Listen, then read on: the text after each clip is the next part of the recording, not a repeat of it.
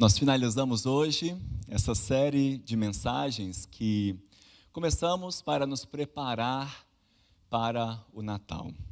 Nós já vimos aqui nesses últimos domingos vários presentes espirituais que Deus nos deu ao enviar seu Filho ao mundo. Um novo tempo se iniciou porque com a vinda de Jesus Cristo, o reino de Deus chegou.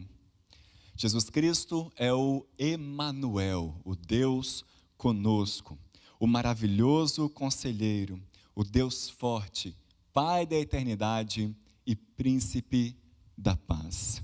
Aquele que nos trouxe e nos deu acesso à graça de Deus. Aquele que é o nosso mediador numa nova aliança, que nos trouxe a esperança. Aquele que enche o nosso coração de uma nova e verdadeira alegria. E agora à noite, para fecharmos essa série de mensagens, nós vamos resumir todos esses presentes num só. Jesus Cristo é o Salvador que precisamos. Jesus Cristo é o Salvador que precisamos. Abra sua Bíblia na carta aos Hebreus, capítulo 2. Nós vamos ler os versículos 14 a 18. Hebreus 2, versículos 14 a 18. E que assim o Espírito Santo possa nos conduzir na leitura e na meditação da sua santa e bendita palavra. Amém? Carta aos Hebreus, capítulo 2, versos 14 a 18. Visto, pois, que os filhos têm participação comum de carne e sangue, destes também ele, Jesus Cristo, igualmente participou, para que, por sua morte, destruísse aquele que tem o poder da morte, a saber, o diabo, e livrasse todos que, pelo pavor da morte, estavam sujeitos à escravidão por toda a vida. Pois ele, evidentemente, não socorre a anjos, mas socorre a descendência de Abraão. Por isso mesmo, convinha que em todas as coisas se tornasse semelhante aos irmãos, para ser misericordioso e fiel sumo sacerdote nas coisas referentes a Deus, e para fazer propiciação pelos pecados do povo. Pois naquilo que ele mesmo sofreu, tendo sido tentado, é poderoso para socorrer os que são tentados. Vamos orar mais uma vez. Ó Deus, nós te louvamos e te agradecemos pela tua palavra que é viva, que é eficaz e que já falou ao nosso coração. Pedimos que o Senhor abra os nossos olhos e os nossos ouvidos, para que nós atentemos às grandes verdades que o Senhor tem preparado para a nossa vida. E assim sejamos transformados de glória em glória na imagem do teu Filho Jesus Cristo, aquele que é o nosso Salvador. Nós oramos em nome de Jesus. Amém. Se você, como eu, passava algum tempo em frente à televisão na década de 1990, provavelmente se deparou com um programa infantil, um programa de humor voltado para crianças, o Chapulin Colorado. Esse era um personagem do humorista Roberto Gomes Bolanhos, mexicano, o mesmo criador do Chaves. E nessa pequena série, para quem não pôde conhecer, Chapolin era um super-herói, ou pelo menos era o que todos esperavam, né, quando ele aparecia. E todo episódio do Chapulin Colorado tinha um mesmo padrão. Ele começava apresentando um problema. Alguém era assaltado, uma família estava passando por problemas com o seu filho, um grupo de turistas precisava de ajuda para atravessar um pântano, até que, enfim, sempre alguém, geralmente uma mocinha, falava o seguinte bordão: ó, e agora, quem poderá nos defender? E então aparecia o Chapolin Colorado, com seu uniforme vermelho, com 2 antenas e uma marreta. Porém, atrapalhado como era, e não tão corajoso como todos esperavam, ele acabava causando mais confusão. E no final, por mais que Chapolin desse um jeito de ser considerado o herói da história, terminando com o seu bordão, não contavam com a minha astúcia, o telespectador percebe que, no fundo, Chapolin não era tão necessário ali. Que bom que ele estava ali, que bom que ele apareceu, que bom que de alguma forma ele ajudou, mas, naquele contexto, muito ajuda quem não atrapalha. Irmãos, longe de comparar o Chapolin Colorado a Jesus Cristo, e longe de utilizar a metáfora até um pouco infantilizada, de Jesus Cristo como o nosso super-herói, a Bíblia nos conta que todos nós precisamos de alguém para nos socorrer. Vejam, é inegável que todos nós temos problemas, passamos por aflições ao longo de nossa vida, de nossos dias. Todos passamos por muitas situações de aflição e, lógico, que muitas vezes reconhecemos que realmente precisamos de ajuda. Mas o texto que nós lemos nos mostra que há 3 grandes problemas profundos com a humanidade e que não é qualquer um que pode nos socorrer. Não é qualquer um que pode nos defender. Tem que ser alguém bem específico. E esse alguém quem é? Jesus Cristo. O bebê na manjedoura, a quem nós cantamos aqui e sobre quem nós cantamos aqui esse culto. Ele é o Salvador que precisamos. O primeiro grande problema resolvido por Cristo, que o autor de Hebreus nos apresenta aqui, é a nossa escravidão ao diabo, ao medo da morte e ao pecado. Vejam os versos 14 a 16. Visto, pois, que os filhos de Deus têm participação comum de carne e sangue, destes também ele igualmente participou para que por sua morte destruísse aquele que tem o poder da morte, a saber, o diabo, e livrasse todos que pelo pavor da morte estavam sujeitos à escravidão por toda a vida. Pois ele evidentemente não socorre anjos, mas socorre a descendência de Abraão. Você deve se lembrar que ao comerem o fruto proibido, Adão e Eva trazem uma grande maldição sobre todos os seus descendentes. Todos nós nos tornamos sujeitos ao pecado. Não há um justo, nenhum sequer. A Bíblia vai nos falar isso repetidamente, tanto no Antigo quanto no Novo Testamento. Não há quem busque a Deus, não há quem faça o bem, porque Adão pecou, todos pecaram e estão separados da glória de Deus. E como nós lemos que o apóstolo Paulo nos escreve brilhantemente, o salário do pecado é a morte. E é por isso que nós precisamos de um Salvador, alguém que nos livre das amarras do pecado, alguém que destrua as obras do diabo, aquele que exerceu poder sobre Adão, alguém que tire de nós o pavor que a morte nos causa. Nós precisamos de alguém que faça o que Adão não conseguiu fazer. Precisamos de um substituto diante de Deus. E o autor aos Hebreus nos informa quem é esse alguém. Visto, pois, que os filhos têm participação comum de carne e sangue, destes também ele, Jesus Cristo, igualmente participou. O Filho de Deus tornou-se como um de nós. Libertar seus seguidores da maldição do pecado e das garras do diabo exigia nada menos que tomar o lugar daqueles que Deus lhe tinha dado, mas que permaneciam condenados por causa de seus pecados. Jesus Cristo se fez um de nós, se tornou o nosso irmão.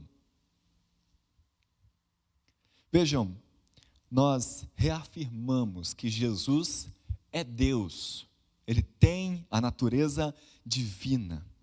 Mas seria impossível para Ele libertar-nos do pecado, a menos que Ele participasse de nossa humanidade. E é por isso que Ele assume a nossa natureza humana e, embora fosse sem pecado, viveu uma vida plena, com as suas fraquezas, doenças, desejos, necessidades e tentações. Paulo vai nos lembrar, escrevendo aos Filipenses, que Cristo, mesmo existindo na forma de Deus, não considerou o ser igual a Deus algo que deveria ser retido a qualquer custo. Pelo contrário, ele se esvaziou, assumindo a forma de servo, tornando-se semelhante aos seres humanos, e reconhecido em figura humana, ele se humilhou, tornando-se obediente até a morte e morte de cruz. Foi com a sua morte que Jesus destruiu o diabo, destruiu aquele que tem o poder da morte. Opa! Como assim? O diabo tem o poder da morte? O autor aos Hebreus diz isso de Satanás por causa do efeito que ele teve de trazer a ruína e produzir a morte sobre a humanidade. Mas vejam, meus irmãos, através da morte de Cristo, a tirania de Satanás foi desfeita. João Calvino, ao comentar essa passagem, vai nos lembrar que Satanás foi posto em uma situação tão precária que já não precisa ser temido, porque Cristo o deixou como se nem mesmo existisse. Como isso é forte para nós. E como isso precisa se tornar verdadeiro para nós também. Nós que temos muitas vezes a tendência de sermos esotéricos, de termos muito medo da ação do diabo, da opressão do diabo sobre nós. Não que ele não tenha influência, tem uma certa influência sim, mas às vezes o povo evangélico se esquece que o diabo já está derrotado. O apóstolo João vai nos lembrar isso, que aquele que pertence a Deus está protegido e o maligno não o toca. O cuidado que nós precisamos tomar ao ler essa passagem, de fato, meus irmãos, é não só lembrarmos dessa questão de que o diabo já está destruído, mas também notar uma coisa: as pessoas continuam morrendo. A humanidade morre, inclusive os crentes, inclusive a igreja. Será então que Satanás não foi totalmente derrotado? Que a morte não foi totalmente vencida por Cristo? Pelo contrário. A Bíblia nos permite dizer que, embora ainda atue sobre a humanidade, Satanás já está derrotado e mais, ele sabe disso, ele tem plena consciência disso. Porém, a maldição de Deus não está sobre a família de Deus, porque Jesus a removeu. Todos aqueles que são o seu povo não temem mais a morte, porque eles estão livres dessa escravidão. Nós sabemos, nós cremos, nós temos a certeza de que nada, nem mesmo a morte, pode nos separar do amor de Deus que está em Cristo Jesus, nosso Senhor. Pelo lado contrário, todos os que não conhecem a Jesus como seu Senhor e Salvador enfrentam a morte eterna. E assim, estão eternamente nas mãos da escravidão. E é por isso que nós precisamos de Jesus Cristo. Somente Jesus liberta o homem dessa escravidão. Tanto é que, o que é que nos diz o verso 16? ele evidentemente não socorre anjos, mas socorre a descendência de Abraão, os descendentes espirituais do pai dos crentes. Todos aqueles que põem sua fé em Jesus Cristo são considerados descendentes de Abraão, aquele que creu e isso lhe foi imputado por justiça. Se Jesus fosse uma espécie de anjo, ele viria em auxílio dos seus companheiros anjos. Mas o autor aos Hebreus vai nos lembrar que Jesus Cristo não era um anjo. Jesus Cristo era homem, ele se fez carne e osso como todos nós. E é por isso que ele nos ajuda, nos dá a prova da sua identidade. Como Deus homem, ele veio ajudar os filhos espirituais de Abraão, porque se identificou com eles. Jesus não é o autor da salvação de anjos, de seres simplesmente espirituais, mas da salvação dos descendentes de Abraão e nós recebemos a ajuda dele. Ele é o Salvador que precisamos. Em segundo lugar, meus irmãos, Jesus também resolve o problema da nossa inimizade com Deus. Assim como o primeiro pecado trouxe morte para nós e nos colocou sobre a escravidão do pecado, uma das consequências desse primeiro pecado também é nos separar completamente de Deus.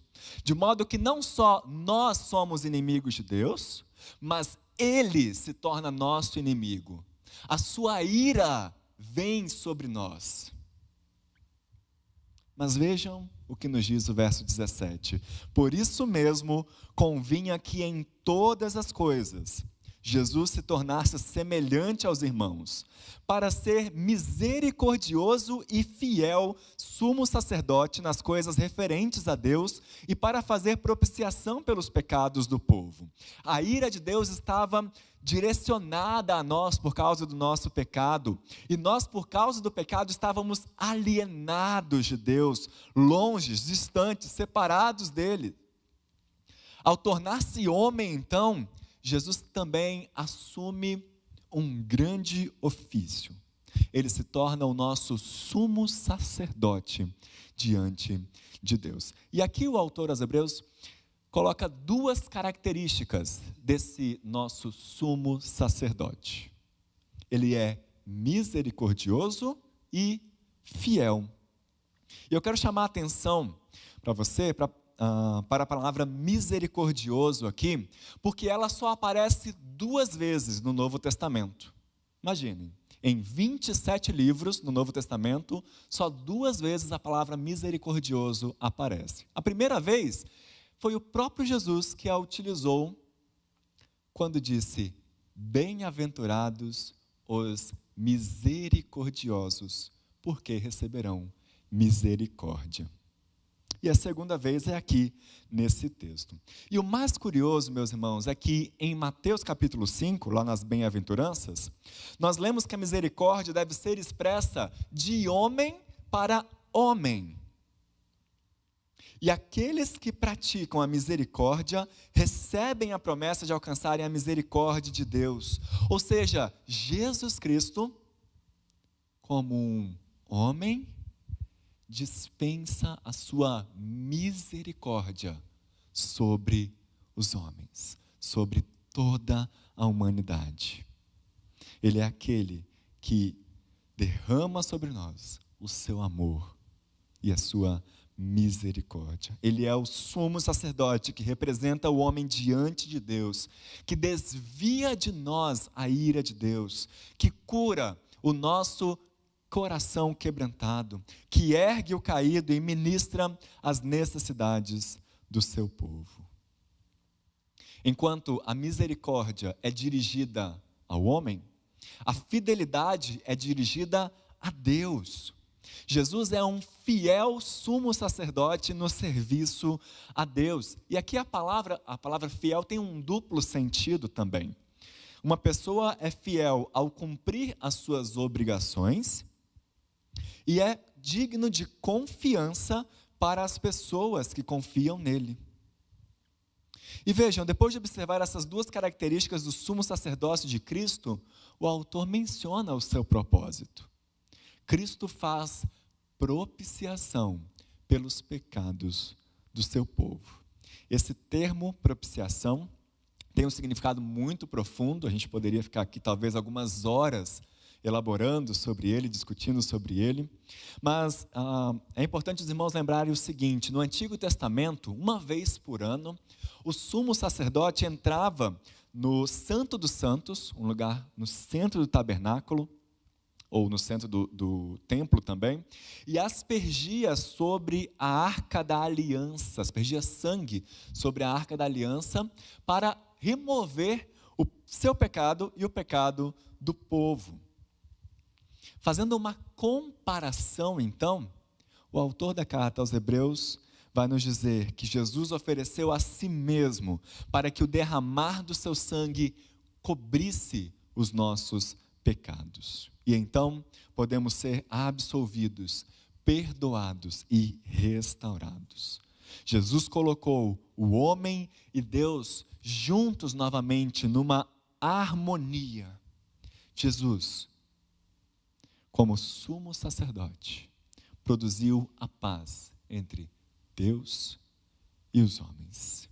Ele é o Salvador que precisamos.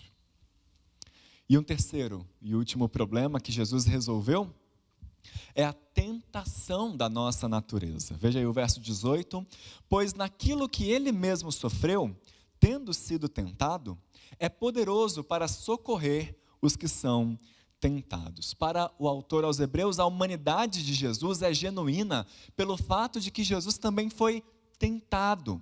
Ele experimentou pessoalmente o poder do pecado quando Satanás o confrontou e quando a fraqueza da nossa natureza humana tornou-se evidente. De fato, nós já falamos aqui, Jesus Cristo não pecou. O autor aos Hebreus também coloca isso no capítulo 4 e no capítulo 2 também, antes desse texto.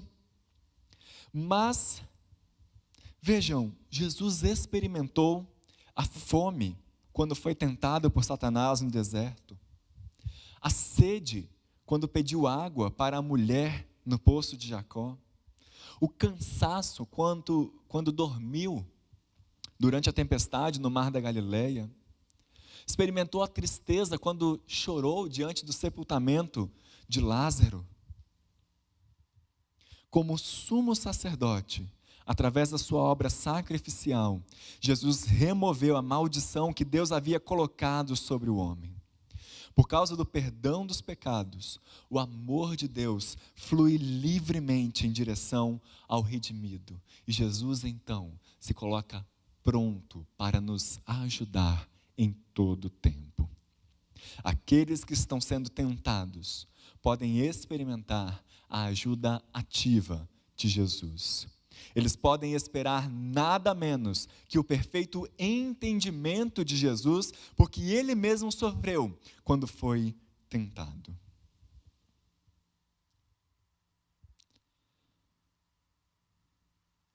Jesus experimentou totalmente a intensidade da tentação. Ele é capaz e quer nos ajudar a dizer não ao poder do pecado e da tentação.